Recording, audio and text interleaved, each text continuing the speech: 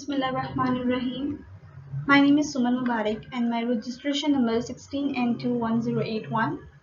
Or the topic of my presentation is Data Warehouse Overview of Star Schema.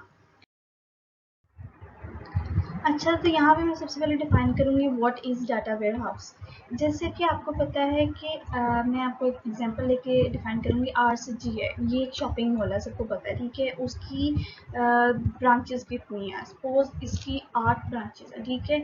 तो उसमें ये होता है कि एक ओनर होता है पहले, ठीक है। एक ओनर होता है और एक मैनेजर होता है। ओनर कहता है मैनेजर से कि मुझे इस सेल्स की रिपोर्ट चाहिए, ठीक है। तो वो हर एक ब्रांच में जाएगा और उससे सेल्स की इंफॉर्मेशन लेगा, ठीक है। उसकी प्राइसेस कहाँ तक पहुँची हैं, हर चीज़ वो उनसे पूछेगा। प्रोडक्ट कितनी बेच चुके हैं, सब कुछ। ये टाइम कंज्यूमिंग हो जाता है, ठीक है। तो इसलिए हम डाटा वेयर हाउस लाते हैं। डाटा वेयर हाउस ये होता है कि एक बॉक्स होता है, डाटा वेयर हाउस उसमें होता है, ठीक है। और जितनी भी ब्रांचेस हैं वो उस डाटा वेयर हाउस से कनेक्ट होती हैं। तो हमारे पास सपोज अगर ओनर को किसी भी चीज़ की कोई इंफॉर्मेशन चाहिए, सेल्स की, प्रोडक्ट की, किसी भी, तो वो क्या करेगा, वो सिंपली क्या करेगा, उस डाटा वेयर हाउस में जाएगा खुद। उसको किसी मैनेजर की ज़रूरत नहीं होनी। वो उस डाटा वेयर हाउस में जाएगा और सेल्स की, प्रोडक्ट की, हर चीज़ की इंफॉर्मेशन ले लेगा। और ये टाइम कंज्यूमिंग नहीं होता। तो डाटा वेयर हाउस अब न्यू ये कवरेज हुई है। अच्छा, तो basically big collection of data from small databases, ठीक है। मतलब एक बड़ा सा डाटा है, वो डिफरेंट चंक में पड़ा हुआ है। डेटाबेस उसके डिफरेंट चंक्स हैं, ठीक है। तो इसको हम डाटा वेयर हाउस कहते हैं। अच्छा, तो इसका आर्किटेक्चर ये है कि इसमें कंसिस्ट करता है source, staging area, data warehouse या डाटा मार्ट, एंड यूजर, ठीक है। ये चीज़ें बताई गई हैं। और types of data warehouse, इसकी 3 टाइप्स हैं। एक एंटरप्राइज है, एक ऑपरेशनल है, एक डाटा मार्ट है।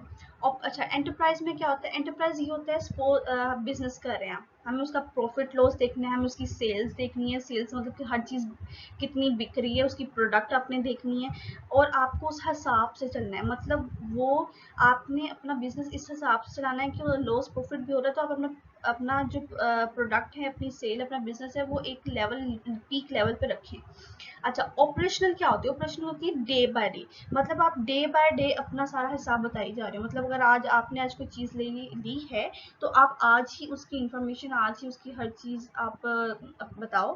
डे टू डे ऑपरेशनल होता है। मोस्टली डाटा वेयर हाउस में जो enterprise data warehouse use किया जाता है, क्योंकि आपने फ्यूचर में भी हर चीज़ देखनी होती है। आपको हर चीज़ रिकॉर्ड रखना पड़ता है, हर चीज़ का। अच्छा, तो data warehouse and schemas 2 तरह की होती हैं। एक स्टार स्कीमा होती है, एक स्नोफ्लेक स्कीमा होती है। जो मुझे डिफाइन करने के लिए कहा गया है वो है स्टार स्कीमा। अच्छा, तो यहाँ पे सबसे पहले डिफाइन करूँगी स्कीमास होते क्या हैं। स्कीमास दरअसल एक तरफ से ये एक पिक्टोरियल रिप्रेजेंटेशन है। मतलब आप विजुलाइजेशन भी कह सकते हैं, ठीक है। तो स्कीमास हमेशा ये होता है कि आपने अपना जो डेटाबेस है वो यूज़ किया है, किस मॉडल में आपको उसकी विजुलाइजेशन करनी है, आपको उसका पूरा डिस्कस करना है, ठीक है। It includes the name and description of records for all type of records. इसमें हर चीज़ आपकी रिकॉर्ड्स होती है, डेटा आइटम्स हो कुछ। अच्छा, तो स्टार स्कीमा एक नाम से ही सेल्फ डिफाइंड है कि ये एक स्टैरिक है, मतलब स्टार है, ठीक है। ये अपने नाम से ही सेल्फ एक्सप्लेन है। उसका स्टार फॉर्मेट जो है वो विजुलाइज है। तो आप डायग्राम में देख रहे हैं, एक फैक्ट है और उसके डायमेंशंस निकले हुए हैं। ये जो बाकी जो बॉक्सेस एंड डायमेंशंस, ये आगे मैं समझाती हूँ। अच्छा, डेफिनेशन में क्या है, जो स्टार स्कीमा होता क्या है? जैसे कि मैंने आपको पिछले डिफाइन किया था कि जो स्कीमा जो होता है, इसमें मैं आपको पहले स्कीमा को थोड़ा सा डिफाइन करती हूँ। जो स्कीमा जो होता है वो कलेक्शन होती है, डेटाबेस की भी होती है, ऑब्जेक्ट्स की भी होती है, जिसमें टेबल्स, व्यूज, इंडेक्सेस, हर तरह की चीज़ें इंक्लूड होती हैं। तो स्टार हमारे पास एक नाम से ही सेल्फ डिफाइंड है कि ये स्टार फॉर्मेट में है और विजुलाइज हो रहा है। इसमें बेसिकली क्या होता है, इसमें 2 कंपोनेंट होते हैं। एक होता है फैक्टेबल और एक होता है डायमेंशन। थर्ड भी होता है, मेजर्स भी होते हैं, लेकिन अगर बहुत कम डिफाइन किए जाते हैं, लेकिन उसमें वो भी एक एग्जांपल मैंने डिफाइन की है। तो इसमें ये होता है कि एक स्टार स्कीमा में एक फैक्टेबल होता है और बहुत सारे डायमेंशन टेबल्स भी होते हैं, ठीक है।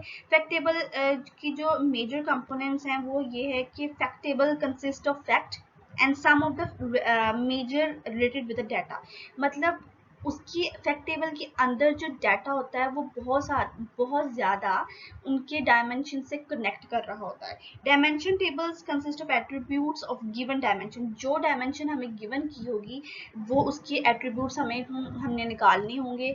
और ये सबसे simplest data warehouse schema है, मतलब बहुत ईजी है, इससे हम ईजीली हम अपना सारा डाटा हम निकाल सकते हैं। जैसे आपको पता है कि हम जब डेटाबेस बनाते थे तो हम ER डायग्राम बनाते थे, इसीलिए जब हम डाटा वेयर हाउस जब हमने डाटा वेयर हाउस की हमने ER डायग्राम बनानी है तो हम स्टार स्कीमा यूज़ करते हैं और स्नोफ्लेक स्कीमा से यूज़ करते हैं। तो हम यहाँ पे स्टार स्कीमा को थोड़ा सा डिफाइन आगे भी करते हैं। एक होता है फैक्ट, ये 3 पॉइंट्स है, फैक्ट, डायमेंशंस और मेजर्स। अच्छा, इसके पॉइंट्स हैं, हर डायमेंशन स्टार स्कीमा की रिप्रेजेंट कर रही होती है एक डायमेंशन टेबल से, और उसके टेबल जो होते हैं उसके डिफरेंट एट्रीब्यूट्स होते हैं, और फैक्ट टेबल सेंटर में होता है, और जो उसके जो जितने भी डायमेंशंस बनते हैं, 4 बनते हैं, 5 बनते हैं, जितने भी बनते हैं, वो उसके साथ उसकी की होती है।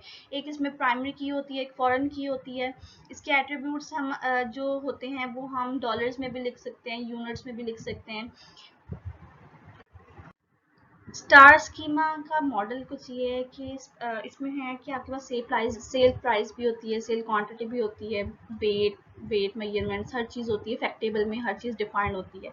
और इसमें ये जैसे ये एक टेबल है, मैं आपको एग्जांपल बता देती हूँ। ये सेल्स है, दरमियान वाला जो है सेल्स, ये आपके पास फैक्ट टेबल है जिसकी आपने डायमेंशंस जो निकल रहे हैं वो एक प्रोडक्ट, इसमें देखिए आप प्रोडक्ट आईडी है, order ID, customer ID, employee ID है, तो ये आपके पास क्या होंगे, इसकी डायमेंशंस होंगी। मतलब इसकी 4 डायमेंशंस, एक प्रोडक्ट डायमेंशन, एक टाइम डायमेंशन, कस्टमर डायमेंशन और एम्प्लॉय आईडी डायमेंशन। ठीक है, ये इसकी क्या है, डायमेंशंस हैं।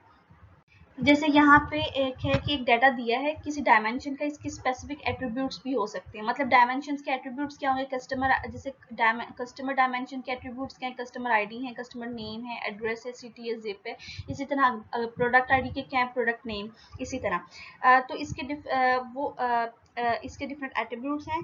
और इसमें हर सबसे इम्पोर्टेंट चीज़ ये है कि इसके 2 कंसेप्ट हैं डेटाबेस में जो आपने पढ़े भी होंगे। एक होती है फॉरेन की, एक होती है प्राइमरी की। हर एक डायमेंशन टेबल में एक प्राइमरी की होती है, और जो फैक्ट टेबल होता है इसमें फॉरेन की होती है फॉर एवरी डायमेंशन टेबल। इसका मतलब ये है कि एक डायमेंशन टेबल में प्राइमरी की होती है। प्राइमरी की इसमें क्या है, प्रोडक्ट आईडी है, ऑर्डर आईडी है, कस्टमर आईडी है, एम्प्लॉय आईडी है, ये हमारे पास प्राइमरी की है। और जब ये जाती है एक फैक्ट टेबल में तो वो एक फॉरेन की बन जाती है। ठीक है, ये है, इसमें चीज़ ये डिफाइन की गई है। और फैक्ट टेबल में ऐसी 4 फॉरेन की होंगी जो इंडिविजुअली एक एक डायमेंशन टेबल को रेफर करेंगे। ठीक है, और इसमें मेन पॉइंट ये है कि जो फैक्ट टेबल होता है वो नॉर्मलाइज होता है और डायमेंशंस नॉर्मलाइज नहीं होती।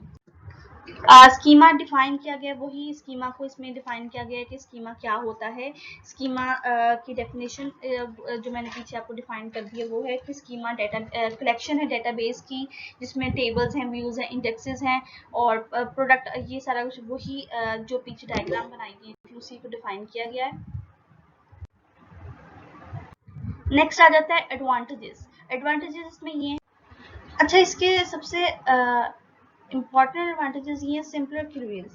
इसमें यह है कि सिंपलेस्ट एंड ईजीएस्ट स्कीमा होता है, इजीली बन जाता है कि एक फैक्ट टेबल है उससे आपने क्या करना है, आपने डायमेंशंस उसकी फैक्ट टेबल में जो डायमेंशंस बन रही होंगी, जो मेन पॉइंट्स होंगे, जो आपकी फॉरेन की होगी, वो आपने डायमेंशंस में प्राइमरी की बना लेनी है। ये चीज़ें सिंपलेस्ट हैं। It optimize navigation through database. Second इसके एडवांटेज ये है कि ये ऑप्टिमाइज कर देते हैं नेविगेशन, मतलब सिंपलेस्ट क्वेरी होती है, इसकी कोई ज़्यादा क्रिटिकल क्वेरीज नहीं होती। और it is most suitable for every processing. ये होता है कि ये हर क्यूरी के लिए प्रोसेस बहुत आसानी से कर लेता है। इसके एडवांटेजेस ये बहुत हैं। और डिसएडवांटेजेस ये हैं कि डिसएडवांटेज ये है कि डी नॉर्मलाइज स्कीम होती है, फ्लेक्सिबल नहीं होती, और स्टार स्कीम जो है वो ज़्यादा से ज़्यादा रिलेशंस को फोर्स नहीं करता है, सिर्फ एक ही, मतलब एक फैक्ट टेबल ही होता है, उसके डायमेंशंस डिफरेंट होते हैं। ये जैसे मैंने आपको बताया स्कीम है, फैक्ट टेबल है, उसमें डायमेंशन निकली हुई हैं। फैक्ट टेबल में फॉरेन की होती है और जो डायमेंशंस में प्राइमरी की होती है। फैक्ट होता है, डायमेंशंस होती है, तीसरा मेजर्स होता है। वो इस डायग्राम से मैं आपको बता रही हूँ। मैंने ये एक डायग्राम बनाई है, जो खुद बनाई है, जो placement data warehouse scheme है। इसमें सबसे पहले प्लेसमेंट जो होती है वो हमारे पास फैक्ट होता है, ठीक है। और जो प्लेसमेंट में हमारे पास फॉरेन की बन रही होती है, एक तो स्टूडेंट की बन रही है, कंपनी की बन रही है, एक तो टीपीओ की बन रही है, ठीक है। वो उसकी अलग अलग आपने बना देनी है। या फिर एक और तरह भी कर सकते हैं, आपने एक प्लेसमेंट इफेक्ट बन रहा है, आपने देखना है प्लेसमेंट में क्या क्या चीजें आ सकती हैं, ठीक है। तो आपने स्टूडेंट आ सकता है, ये एक डायमेंशन बन गई, कंपनी आ सकता है, ये एक डायमेंशन बन गई, टीपीओ आ सकता है, ये एक डायमेंशन बन गई, ठीक है। तो स्टूडेंट में उसके एट्रीब्यूट्स के स्टूडेंट में उसकी प्राइमरी की होगी, स्टूडेंट की होगी, कंपनी की होगी, कंपनी में, और टीपीओ की होगी। और क्या होगा, अब हमने टीपीओ की, कंपनी की और स्टूडेंट की प्राइमरी की हमने फैक्ट टेबल में फॉरेन की बना देनी है। अब आपको पता है कि हर एक न्यूमेरिक इन्फॉर्मेशन हर एक में होती है, मतलब नंबर ऑफ स्टूडेंट्स एलिजिबल हैं, नंबर स्टूडेंट्स प्लेस है, नंबर स्टूडेंट्स कौन से नहीं प्लेस किए गए, ये हमारे पास मैयर्स हो जाएंगे, ठीक है। हमारा जो थर्ड पॉइंट होता है वो मैयर्स में आ जाता है, मतलब प्लेसमेंट में नीचे हमने एक बॉक्स बना लेना, जहाँ भी हमने मैयर्स बना लेनी है। और उसके बाद हमने अब स्टूडेंट के एट्रीब्यूट्स देखने हैं, नेम हो सकती है, सीजीपी हो सकता है, सिटी हो सकता है, ये चीज़ें। तो ये हमारे पास एट्रीब्यूट्स आ जाएंगे। इसी तरह कंपनी के एट्रीब्यूट्स होते हैं, कंपनी नेम, कंपनी स्टेटस, मतलब उसका स्टेटस कहाँ तक है कंपनी का, और टीपीओ की नेम, क्वालिफिकेशन आ जाती है, ठीक है। ये हमारे पास डायमेंशंस होती हैं। और हमारे पास फैक्ट, एक फैक्ट है, उसकी हमने हमारे पास तीन डायमेंशन निकली हैं, एक कंपनी है, एक टीपीयू है, एक हमारे पास क्या है, डायमेंशन है। अच्छा, फैक्टलेस टेबल इसमें ये होता है, फैक्टलेस टेबल होता है जिसमें मैयर्स को डिफाइन नहीं किया जाता, वो हमारे पास फैक्टलेस टेबल होता है।